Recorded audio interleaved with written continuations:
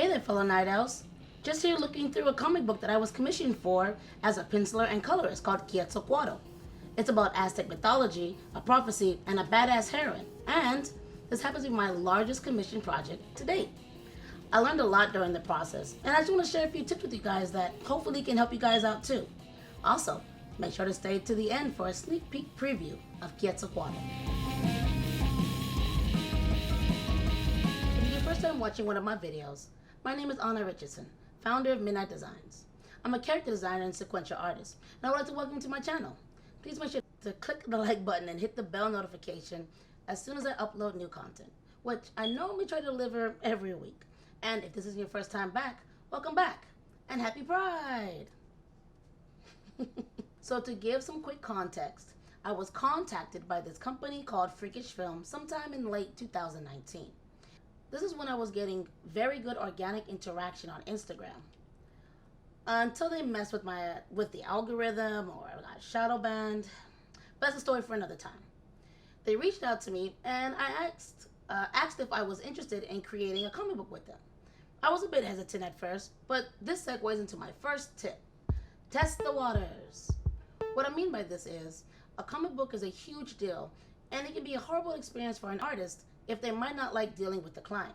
So before just hopping straight into the comic book, I did a few smaller commissions with them, such as a character design sheet for main characters and a few preview pages of the initial comic.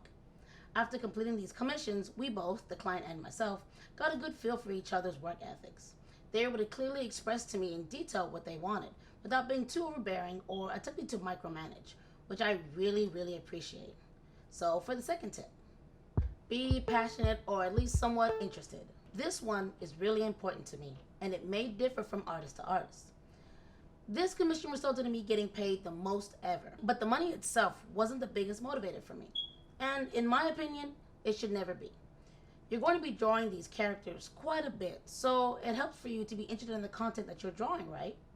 I'm Afro-Latina, and I love learning about my African and Mexican heritages. If you know me personally, you know I'm a huge fan of mythology from both cultures. So drawing this comic was an honor for me. The client showed me the script and I read through it and I was immediately hooked. I knew that this was a project that I wanted to be associated with for the long haul. And speaking of long hauls, give yourself a realistic time frame.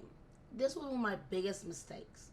The client ran a Kickstarter to help fund the cost of making the comic, and they asked me, once this Kickstarter ends, will you be ready to start this comic? Yes. Cool. So it's 22 pages. That should take you like, what, 3 months? Yes. Man, I don't know what I was smoking. I guess I was feeling optimistic that I was actually working on a comic book, but 3 months was not enough time for me. Once schools became closed because of COVID, I had 3 of my kids home for me all the time. We all had to adjust to virtual learning. And I had other commissions as well as my personal projects to work on. As you would imagine, this resulted in constant burnout and very poor art decisions, which resulted in me having to go back and correct. So yeah, I ended up going 3 to 4 months over my initial deadline. I felt horrible, but the client understood and the backers on Kickstarter didn't make a fuss, which I was extremely appreciative for. I just know for the next time, I'll take into consideration unknown variables and give myself a little bit more time to get the work done and exist.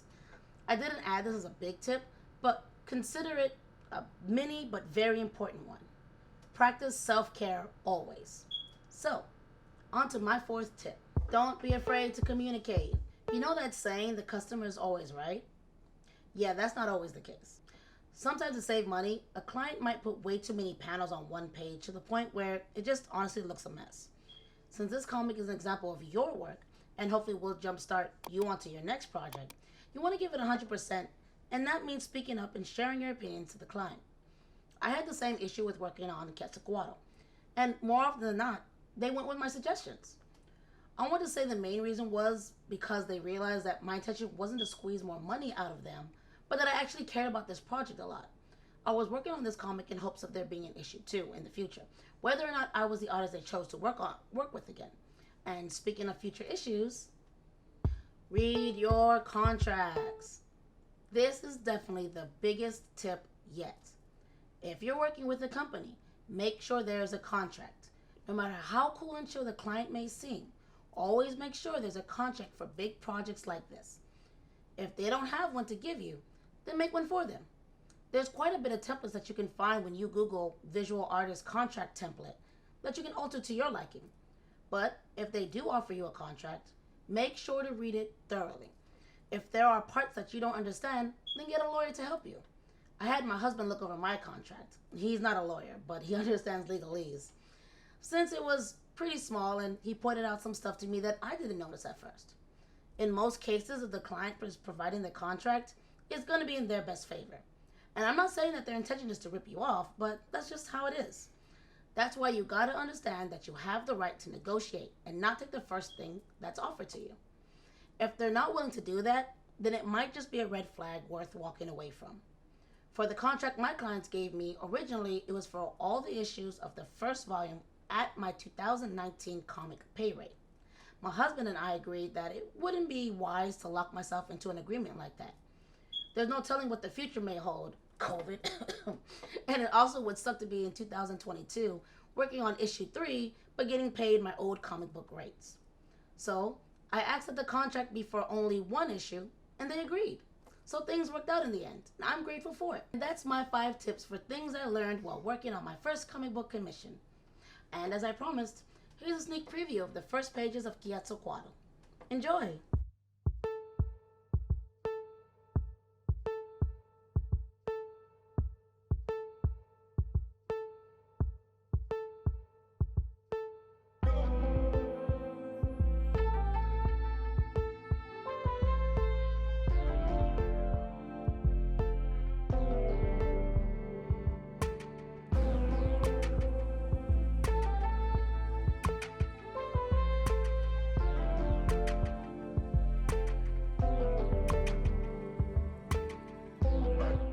If you stayed this long, thank you very much, and I hope that you found this video helpful.